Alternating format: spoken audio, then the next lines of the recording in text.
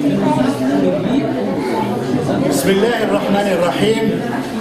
Alhamdulillahi Rabbil Alamin. Wassalatu wassalamu ala Sayyidil Mursalin wa ala alihi wa sahbihi ajma'in. Bem-vindos, saudade de todo mundo, né? Faz tempo que a gente não se encontra. E desejando para vocês, para os nossos amigos internautas que estão sempre também acompanhando até aqui fora, nosso irmão Mohamed falou até, os de fora também, Kul aam wa antum bi khair, Eid Mubarak para todo mundo, inshallah, e para os irmãos daqui. Hoje, alhamdulillah, casa cheia de novo, bem cheia, né? Alhamdulillah. Hoje a gente vai, sabe, como sempre, dar uma relembrada dos mensageiros que já passamos por aí, né? Porque parece que logo depois da aula a gente tem chocolate. Hoje vamos voltar à nossa atividade antiga. Então quero que todo mundo abra a cabeça mais e preste atenção nos mensageiros passados e no mensageiro que nós vamos hoje até ele, visitar ele e ver onde ele viveu, como ele viveu, de que forma, né? Inshallah, e as informações que tem dentro da história dele também é detalhadas, muito detalhado. Então, vamos prestar atenção que o chocolate está chegando aí. Aqui o chocolate, ó. Aqui na internauta para acreditar que temos de verdade, não é de brincadeira não. Então, passamos, alhamdulillah, pela história aí, por muitos mensageiros, iniciando do Sayyidina Adam, do Adão, até agora, por último, Sayyidina Yusuf. Eu queria relembrar, por quê? Porque agora a gente vai entrar em outra fase. É a fase de outros tipos de mensageiros. Por que outros tipos de mensageiros? Sayyidina Yaqub, que o pai do Yusuf, e o Sayyidina Ibrahim, que é o pai dos mensageiros, né? Da descendência deles veio um monte de mensageiros. Então essa nova fase agora é a descendência deles. E que descendência? Todo mundo vai lembrar a história do Sayyidina Yusuf. Quando a gente encerrou, a gente falou dos irmãos dele, né? São 12. Ele e os irmãos são 12. E eles formaram, cada um dos irmãos formou um tribo no Egito, né? Cada um deles formou um tribo.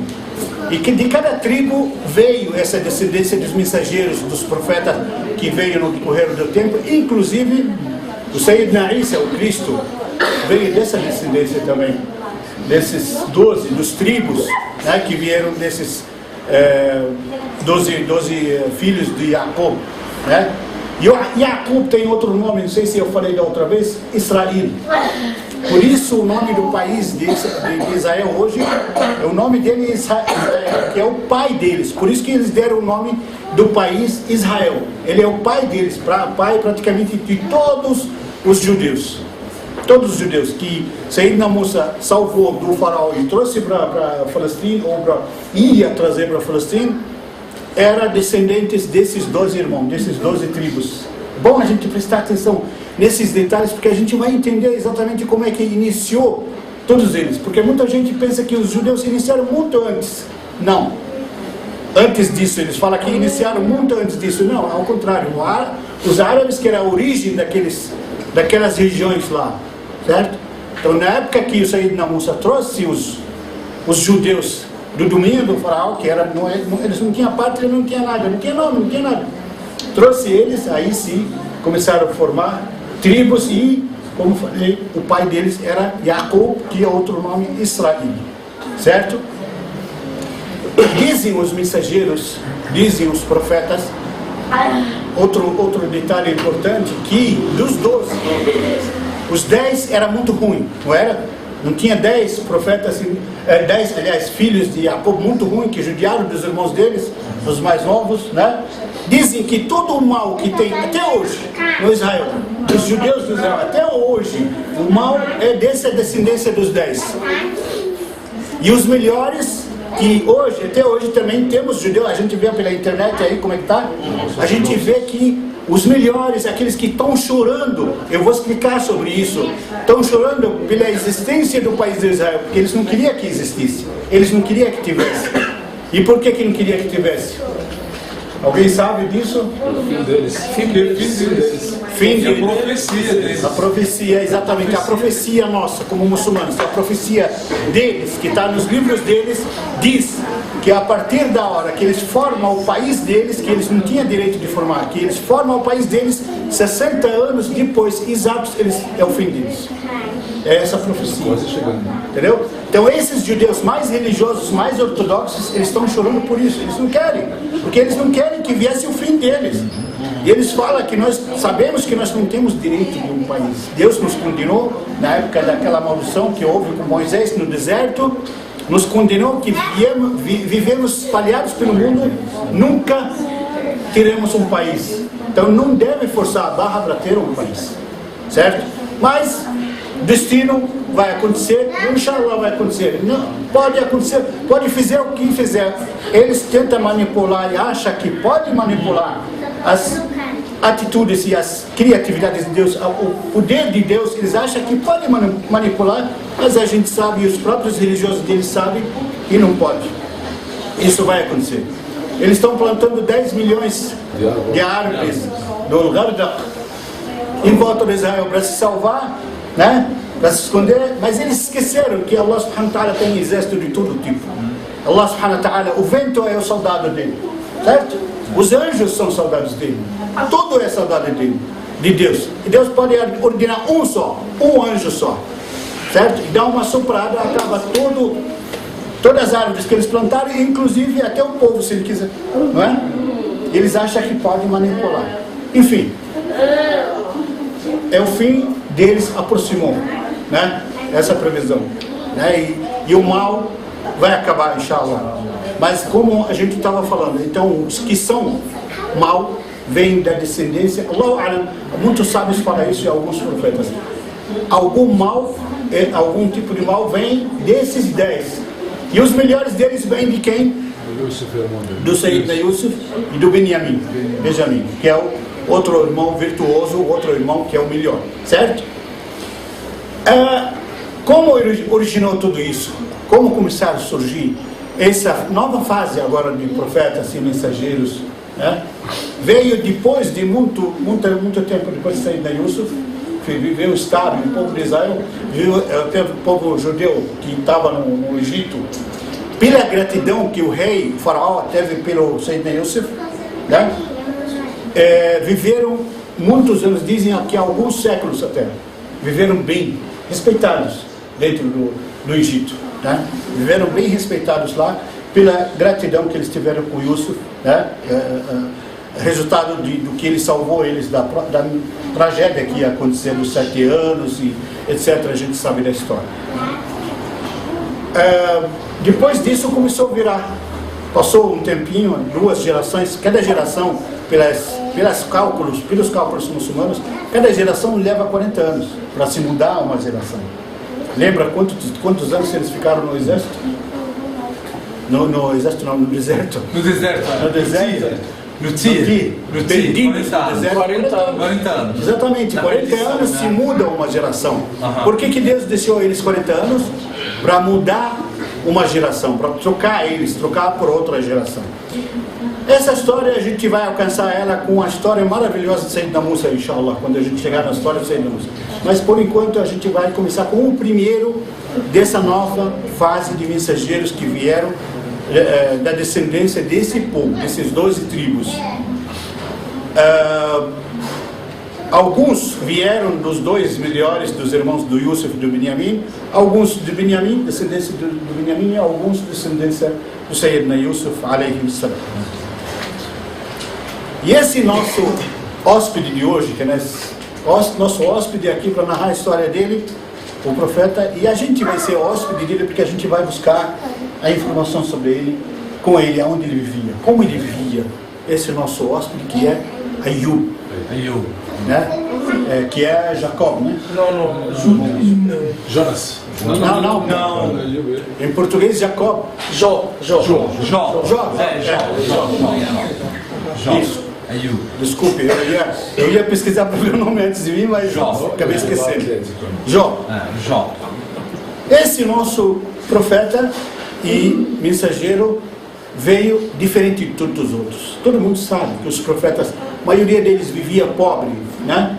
Vivia pobre, a maioria deles inclusive tem um segredo de Allah subhanahu wa ta'ala, que colocava todos profetas e mensageiros para serem pastores de ovelhas. É um segredo de Allah subhanahu wa ta'ala, por quê? Porque ele educava esses mensageiros, porque ele sabe que esses profetas e mensageiros vão cuidar de nações, né? Vão dirigir nações. Então precisa ter um sentimento nobre, um sentimento de carinho com eles para cuidar dessas nações. E dizem que aquele que cuida, pastor de ovelhas, que cuida por muitos anos de ovelhas, diz que forma dentro dele esse tipo de sentimento nobre. E todos os profetas viveram assim, e quase todos eles vieram ou começaram pobres. Começaram pobres e até numa situação difícil. E passaram, sofreram, mas passaram. Conseguiram superar tudo isso. E o nosso, a gente vai até não sei se a gente pode chamar de fazendas dele, onde ele tinha um monte de fazendas e bastante assim, gado, ovelhas, bastante coisa, muito rico, muito mais do que a gente imagina. E lógico, o rico tem muitos amigos, né? Geralmente o rico tem muitos amigos. Como disse o Ricardo, tem uma poesia árabe que diz sobre em volta de uma árvore, em volta da árvore, assim, quer dizer, enquanto ela tem frutos, todo mundo está em volta dela, está abraçando, está catando, está... Maravilha! Quando ela se esvazia, não tem mais nada, todo mundo larga ela, a poesia fala assim, larga ela para a poeira. A poeira, derrubar as folhas, essas coisas, ela fica triste. Por quê? Porque não tem mais. Assim que é o ser humano. Quando a pessoa é rica, assim de amigos se envolve. Assim de gente, em todo tipo de, né, todo tipo de qualidade de gente, mostra para ele que eles amam ele demais. Acabou o dinheiro, acabou a riqueza, acabou o amor. Acabou o amor. Né? É ligado nisso. Subhanallah. E a maioria das pessoas, subhanallah, eles amam a pessoa sabendo que não vai ganhar nada dele, mas agrada por ser rico. É importante ser rico, ou famoso no caso. E assim era o caso de Sayyidina Ayub. Lógico também, além da riqueza, tinha muitos filhos. Tinha, Allahu A'lam diz a história, 7 homens e 7 meninas. 14 filhos total. A mulher, a mais linda e a mais virtuosa que tinha. Virtuosa, paciente, muito, muito especial. Allah subhanahu wa ta'ala assim, dadivou ele com essa esposa. Aonde esse mensageiro foi enviado? Onde ele vivia, onde ele foi enviado? Foi numa cidade chamada Hauran, na Síria, muito conhecida até hoje. Na época de Sayyidina Ibrahim chamava Harran. Até hoje se tornou o nome dela Hauran. Né? Ele vivia lá. E ele foi profeta para aquele povo que vivia lá também.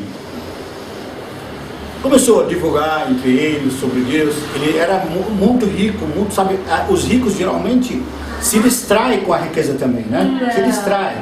Acha que não tem tempo para isso, não tem tempo para aquilo.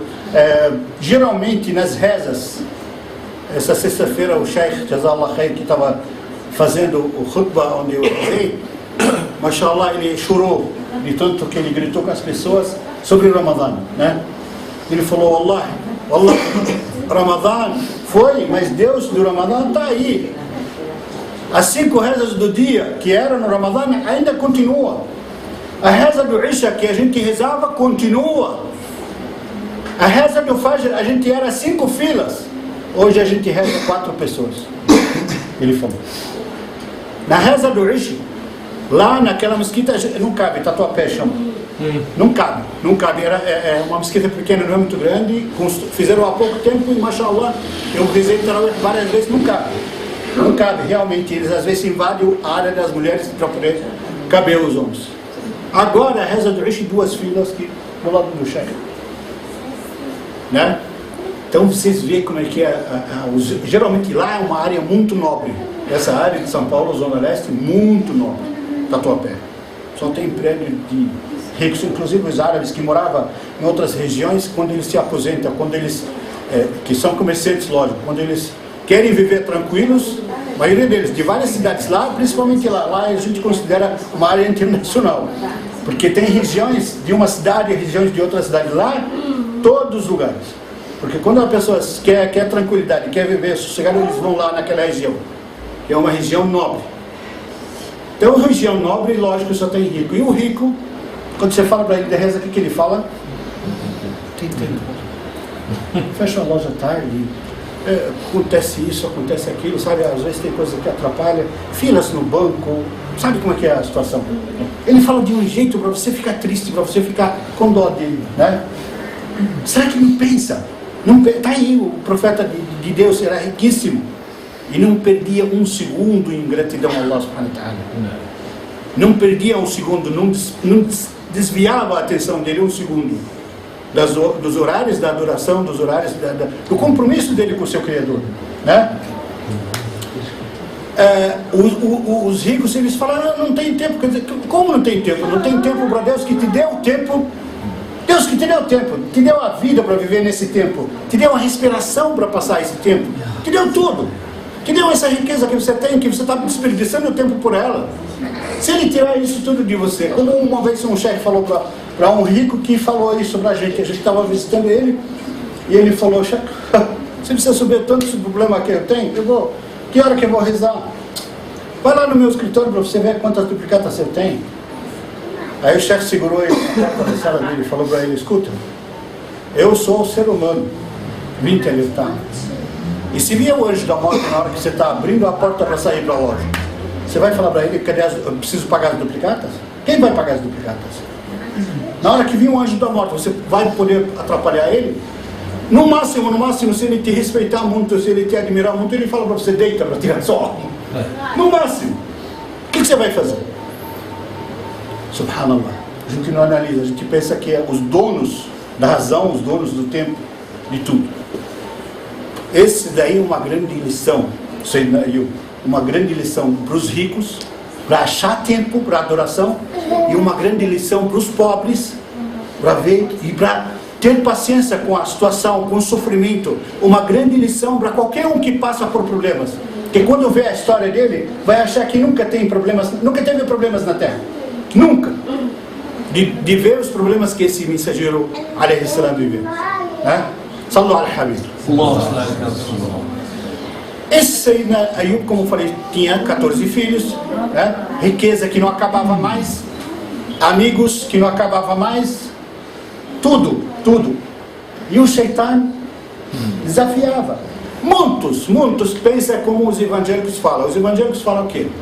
Que o Satanás tentou e tirou as coisas dele. Quem acredita nisso está cometendo incredulidade. Por quê? Porque quem acredita nisso acredita que o Shaitan tem o mesmo poder de Deus. O Shaitan não tem poder de tirar as coisas. O Shaitan apenas sussurra só para você se desviar. Ele não pode fazer nada. Ele não tira nada de ninguém. Não tem poder para isso. Aí ele começou a falar com Allah subhanahu wa ta'ala. Quer dizer, Allah subhanahu wa ta'ala se orgulhava dele. Olha, o exemplo de paciência, o exemplo da fé, o exemplo de tudo, apesar de ser rico. Aí o Shaitan falou para ele assim, bom, o Senhor deu para ele de tudo, por que não vai ser gratidão? Tira dele alguma coisa para ver.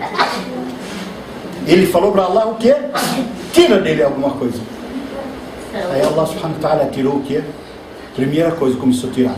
Primeiras tragédias que hoje a gente considera tragédias que começaram a acontecer na vida dele. Tirou a primeira coisa o quê? Os filhos. Não, o dinheiro, a riqueza.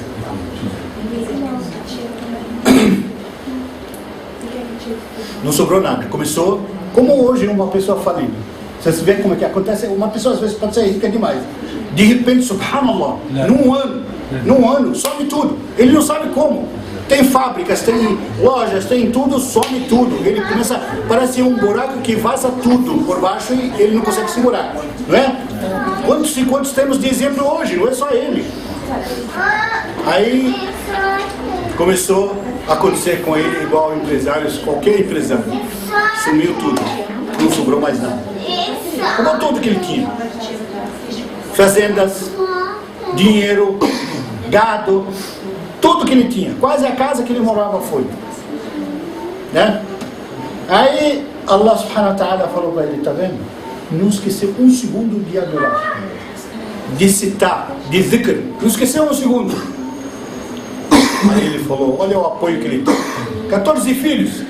Quem tem 14 filhos tem apoio, ele fica com medo ou fica preocupado? Tira os filhos dele para ver.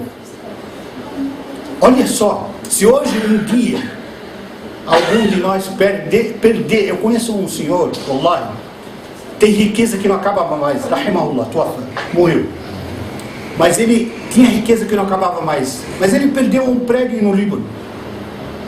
Foi um trambique que perdeu, mas ele tem prédios, sem terrenos e riqueza aqui. Não teve uma vez que eu encontrava com ele, ele falava aquele não sei o que me aprontou, me perdi aquele prédio. Aí eu falava para ele assim, alhamdulillah você tem, alhamdulillah esquece, constrói para ele. Ele tem 90 e poucos anos, tinha, Allah, e sempre lá lembrando daquilo lá. 90 e poucos anos, já está uma perna, como diz o ditado, uma perna na terra e uma perna no túmulo. Ainda está pensando nisso, está preocupado com isso. Por que o cara aprontou com ele tudo isso? Se uma pessoa perder tudo isso em menos de um ano, em menos de um ano perdeu tudo. Agora vem a parte mais trágica, começou a perder os filhos um atrás do outro. Você pensou uma pessoa hoje perder um filho só, enterrar o filho, como é duro, como todo mundo fala assim, eu enterrar meu filho ou minha filha com as próprias mãos, Allah, eu prefiro morrer antes, não é? Todo mundo fala assim. Aí ele enterrou o primeiro filho, paciência, cada vez mais ele é apegado em Allah subhanahu wa ta'ala. E adivinha o que ele falava? Allah é uma coisa que arrepia até. Toda vez que ele perdia alguma coisa, tanto de terra como de filho e filha, ele falava, Ya Rab, só não me deixa perder a língua só. Para quê? Só para ele falar La ilaha illallah. Só para ele falar La ilaha illallah. Só isso. Isso aqui, para ele, isso que era a maior tragédia. Nada, perder filho, perder dinheiro, perder riqueza, não era problema. Ele falava, Ya Allah, só não me deixa perder esse contato com o Senhor. Esse dhikr com Allah subhanahu wa ta'ala. E continua. Aí de repente veio outra tragédia. Sabe como eu falei, esse exemplo da árvore, né? Ele tinha escravos e empregados que ele nem sabia quantos. E de repente sumiu tudo. Tudo. Agora, a última tragédia. Se a gente tiver hoje, não tem um de nós, agora também não estava falando com os irmãos aqui, do braço, da dor, de não sei o que. A última tragédia dele foi a saúde. Até então ele estava tendo saúde, e o Shaitan ainda falava para Allah subhanahu wa ta'ala, não, tirou tudo, mas ele tem saúde de leão aí, né? Ele tinha 70 anos e tinha uma saúde muito forte. Aí começou a perder a saúde, por dentro e por fora. Doenças que atacavam ele por dentro e por fora. Não tinha nenhum tipo de médico especial, nenhum tipo de raio-x, de ultrassom para tirar, para saber o que está acontecendo com ele. Só dores, a aparência cada vez pior. As pessoas que ainda sobraram em volta dele fugiam dele, porque tinha medo que a doença pegasse nele. Todo mundo fugia dele. E ele mesmo assim nunca deixou, nunca um segundo esqueceu de dizer, de falar La ilaha illallah. E a mulher dele sempre, única que sobrou e em volta dele. Não tinha mais nada. O que aconteceu? Ela gastou até o dinheiro que ela tinha guardado de reserva. Quando terminou tudo, não tinha mais jeito, ela começou a trabalhar fora de casa. Olha só, a pessoa que tinha milhões, a pessoa que tinha milhares de empregados e de escravos, começou a trabalhar de empregada, resolvia, implorava para as pessoas para lavar alguma coisa, para limpar alguma coisa, para eles pagar alguma coisa para ela. Implorava, não é que tinha fácil. E ninguém queria, porque alguns, por gratidão ao marido dela, faziam. Alguns só. Só sobrou 2 amigos, para não exagerar, 2 amigos só que falavam com ele, adivinha como? Ainda mais humilhante, se não tivesse falado com ele, melhor. Mais humilhante, ele falava à distância, para não pegar doença. Ainda de vez em quando eles vinham visitar à distância. Aí passou o tempo e a mulher dele trabalhando, trazendo alimentação para ele, né? Quebrando lugar enquanto ela podia, né, fazer, trabalhar. Até que chegou ao ponto, não tem mais esse serviço. Ninguém mais dava serviço. Todo mundo, quando ela chegava, falava assim: olha, fica longe, essa doença do seu marido pode chegar. Chegou a doença dele a tal ponto de cair até pedaços do corpo dele. Até cair pedaços do corpo dele. Aí, subhanallah, chegou o extremo. Isso foi muitos anos, não foi um dia e outro. Isso ele aguentou naquela situação, adivinha quanto? 17 anos. Há 17 anos, e ele já estava assim, porque quando começou a acontecer tudo, ele tinha 70. 17 anos são 87. 87 anos, imagina uma pessoa numa idade dessa, com essas doenças. Cada vez caindo mais, e ninguém chegava mais perto, ninguém queria ajudar, ninguém queria saber. Um dia, até uma passagem assim engraçada na vida dele, a mulher dele estava na casa dos vizinhos, e ele sabia o que estava acontecendo. Ele sabia, e pobre sempre olha para o pobre. O pobre, por incrível que pareça, sempre olha para o pobre. Eles tinham guardado naquela noite um pãozinho só, sobrou um pãozinho na casa deles, para o filho deles comer. E ele já fazia dias que ele não comia o Ayub. Aí o que aconteceu? Os vizinhos falaram para a mulher dele: leva isso daí, porque o menino, nosso filho que nós guardamos para ele, dormiu. Se iludiu e dormiu. Alhamdulillah, não vai reclamar. Amanhã Allah subhanahu wa ta'ala prepara. Então leva para ele comer, para ele segurar a fome dele. Ela levou para ele. Ele falou: de onde isso? Come, não esquenta a cabeça. Imagina só, um de nós passar fome por dias, e doenças e tudo, e ainda pergunta de onde que é, para saber se é halal ou não. De onde que é? Hoje a gente não está nem aí com halal. O fulano fala: não tem problema, come, qualquer coisa come. Alguns chefes falam para você: fala bismillah e come. Das carnes, né? Das pessoas que hoje estão fazendo fatwa e falando halal isso, halal aquilo, né? Por quê? Porque o Rasul sallallahu alaihi wasallam falou: se quiser que sua súplica, a sua vida seja purificada e a sua súplica seja aceita, atib mat'ama. Faça com que entre no seu estômago algo halal, só halal. Não deixe entrar nada haram. Isso não quer dizer só da comida. Isso quer dizer do ganho, se torna lícito ou não, né? A pessoa que está nessa situação ou em qualquer outra situação, se pensar direito e ver a nossa vida que a gente está passando, os dias como está correndo, a gente não ia pensar nunca nessas coisas, nessas comidas. Allah, desse jeito que está correndo os dias, a gente pensava no dia do juízo final. Logo a gente vai morrer. A gente vai acertar as contas com Allah subhanahu wa ta'ala. Não importa o que a gente comer para se sustentar. Tem que comer só coisa halal. Não fica se importando de comer as maravilhas da vida. Achar isso, aquilo, não tem problema. O chefe fulano falou, o chefe ciclano falou. Mas o chefe, pode ter certeza, o chefe fulano e ciclano que fez isso para você, que falou isso para você, tá certo que ele vai responder, mas ele vai virar as costas para você no dia de juízo final. Como os ricos vão virar, os ricos que atentavam aos pobres e levaram eles para o inferno. O que está falando no Corão? O versículo que fala assim: Rabbi, eles pedem, Allah subhanahu wa ta'ala, nosso Senhor, aziqhum ضعفين من العذاب والله أعلم أو كما قال.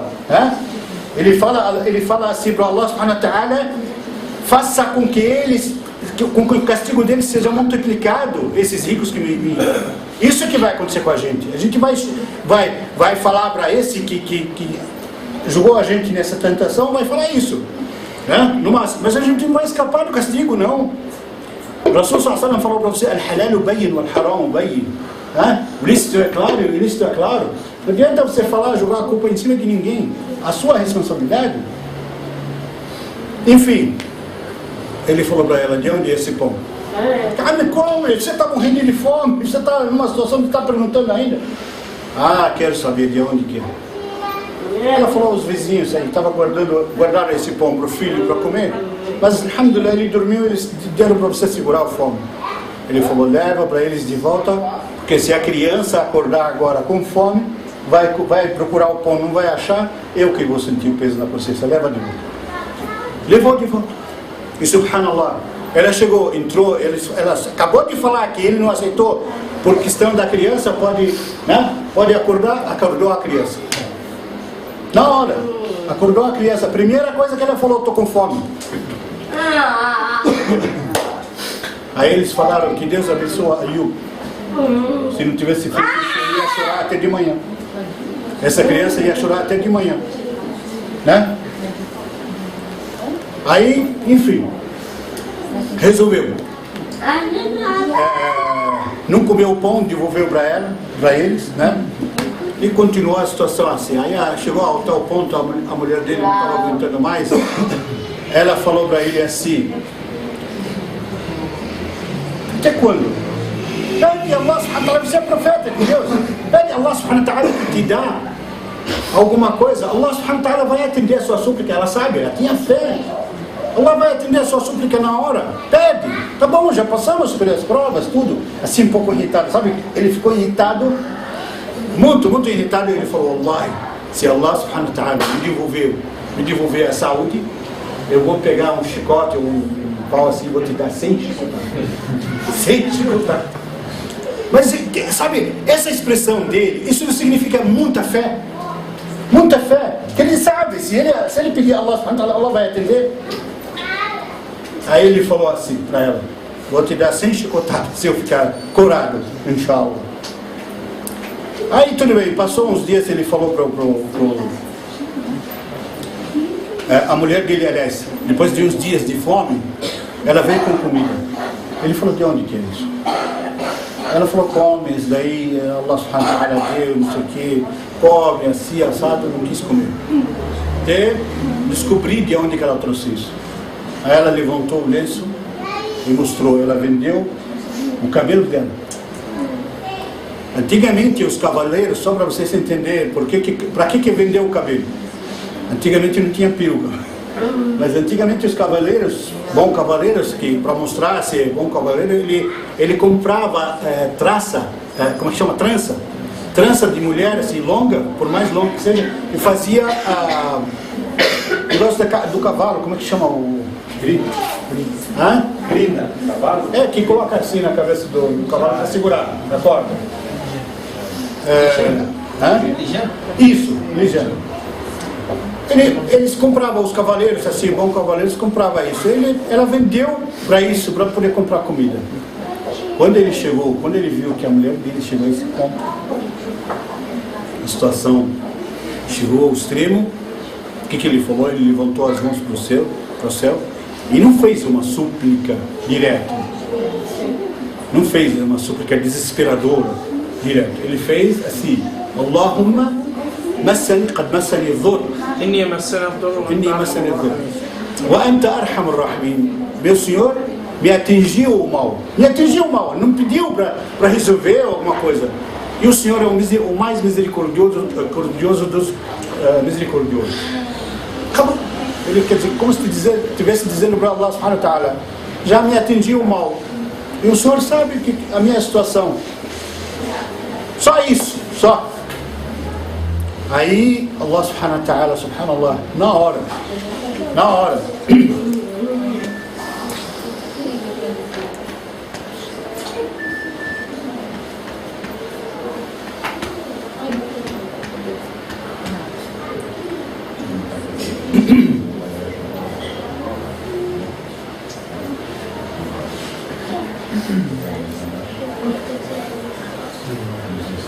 Allah subhanahu wa ta'ala mandou um profeta, um anjo de mensageiro, e ela tinha saído para buscar alguma coisa, para fazer, alguma coisa. Todo dia ela saía para tentar alguma coisa. Aí o anjo falou para ele: Ya Ayub, bate o pé no chão. Ele bateu o pé no chão, ele falou: esse anjo, vai sair uma água fria, gostosa, assim, sabe, fresquinha, gostosa. Dela você se lava, aí vai te curar por fora.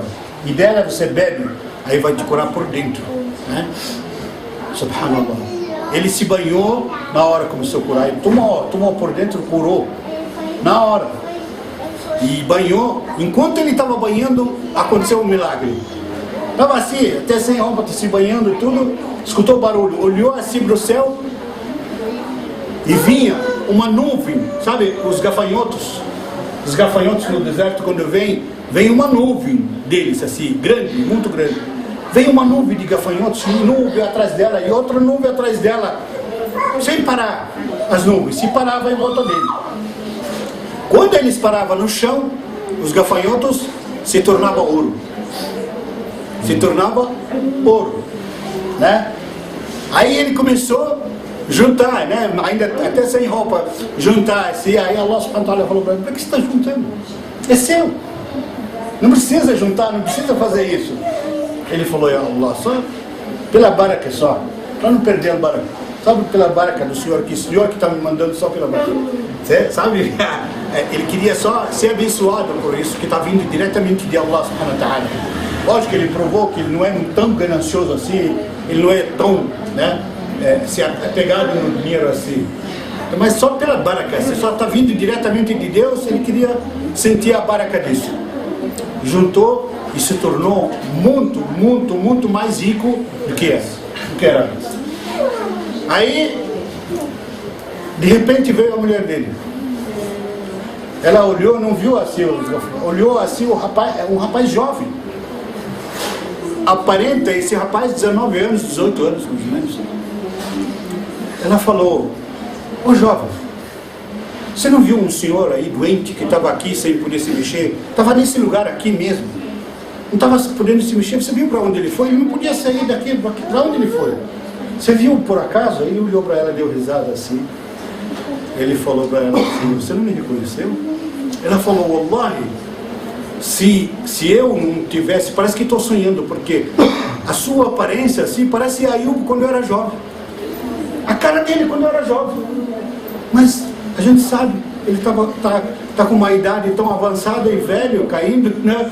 Tudo cheio de doenças, não é ele. Mas a sua aparência, subhanallah, me animou até, parece ele.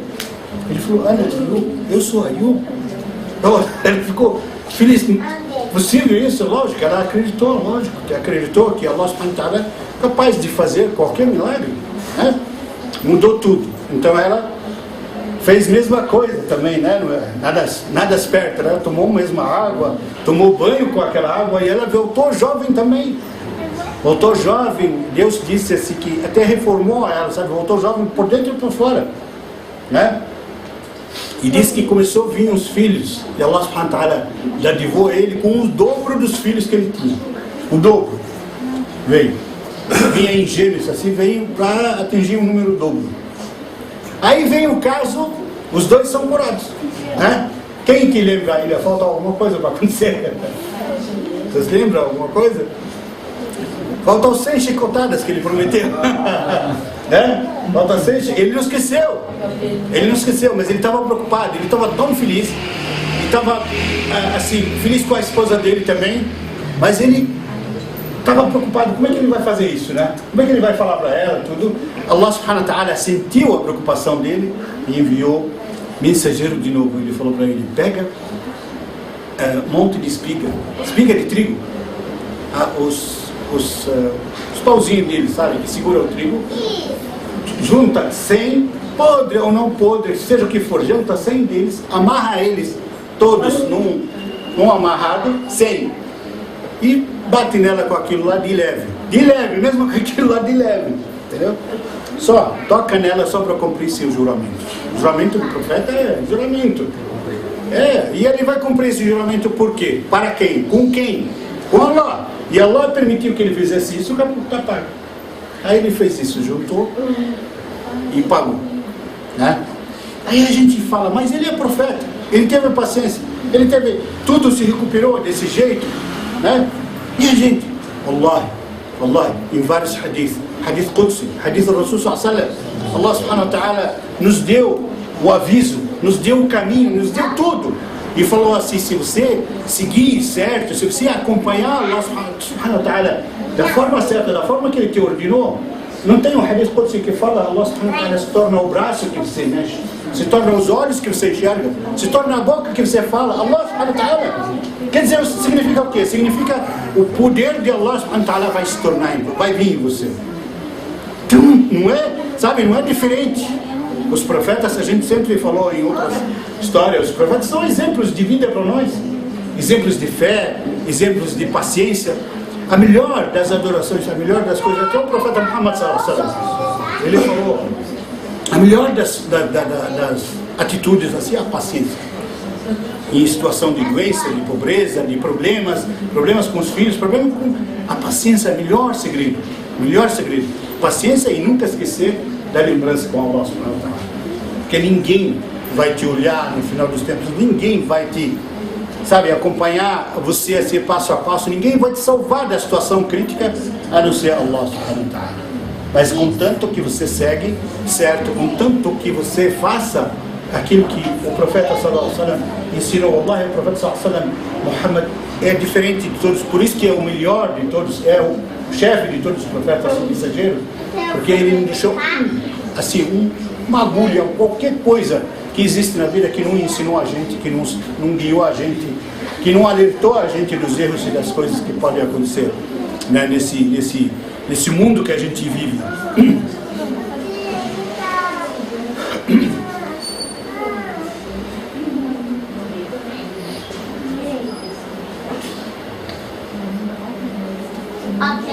Aí de repente, né, lógico, acontecer, como eu falei, tudo isso pode acontecer com a gente, lógico. Finalizou assim a história do Sayyidina Ayyub, e assim também pode finalizar as histórias nossas. Cada um de nós que vive problemas, vive qualquer problema que tiver, esse é o exemplo de saber superar os problemas, qualquer problema. Quem tem problema com filhos, às vezes vícios, às vezes problemas de doenças, problemas dele mesmo, doenças que tem eternas, sabe? Tenha paciência, tenha fé em Allah subhanahu wa ta'ala, e sempre cita Allah subhanahu wa ta'ala. Wallahi, quem tem doença, que sabe a sua previsão, até a sua previsão de vida, quanto que vai ser, não é diferente da gente, não é nunca diferente da gente, é a mesma coisa. A gente está aí, a vida está correndo tão rápido. Quantos tem por aí? A gente tem até conhecidos com doenças crônicas, e já morreu antes deles milhares e milhares de jovens. O que está acontecendo hoje na Palestina? O que está acontecendo na Palestina? A gente está chorando por eles, a gente está triste por eles, está sofrendo por eles. E eles estão sofrendo? Não, você olha as reportagens, o próprio povo falando, não queremos que pare a guerra, não queremos trégua. A gente já está morrendo de fome mesmo, já está morrendo de sofrimento. Isso não é de hoje. Eles falam, há 7, 8 anos Israel fez o cerco econômico e não entra nada. A gente está morrendo de tudo. Então vamos decidir isso logo de uma vez. A gente tem que ter fé e esperança. Que isso que a gente falou de previsões que vai acontecer, já logo, inshallah, essa previsão dos sábios muçulmanos e judeus, não passa de 8 anos, inshallah. 8 anos. Quantos anos já passaram de tragédias, de problemas? Vamos ter paciência. Vamos ter. Eles lá dentro dos conflitos estão tendo paciência. Por que a gente não vai ter? Né? Muitos falam por que nós, os muçulmanos, estamos sofrendo. Por que nós, os muçulmanos, passamos por isso?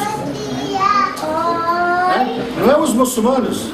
É os muçulmanos, geralmente os muçulmanos passam por muito disso, porque Allah subhanahu wa ta'ala coloca a gente em prova diariamente coloca a gente em prova, para ver se a gente vai ter essa paciência, para ver se a gente vai ter essa fé de resistir tudo isso. Barakallahu fikum, inshallah, a gente vai fazer as perguntas daqui a pouco, para ver o que nós decoramos de tudo isso, para ver quem vai ganhar mais chocolate. Peço a Allah subhanahu wa ta'ala que abençoe todo mundo que estão aqui, que vieram aqui, e que dê para eles muita paciência, e não só os que vieram aqui, os que estão na internet, os nossos irmãos internautas que estão pelo mundo inteiro, estão assistindo a gente e estão vendo, inshallah. Espero que isso sirva de conselho. Espero que isso serve de conselho para todos nós e para todos os irmãos que estão vendo, sirva de exemplo assim, de paciência, de perseverança na nossa vida, no nosso dia a dia, e sirva para aumentar a nossa fé nas nossas previsões e nas previsões que o profeta sallallahu alaihi wasallam fez para a gente, né?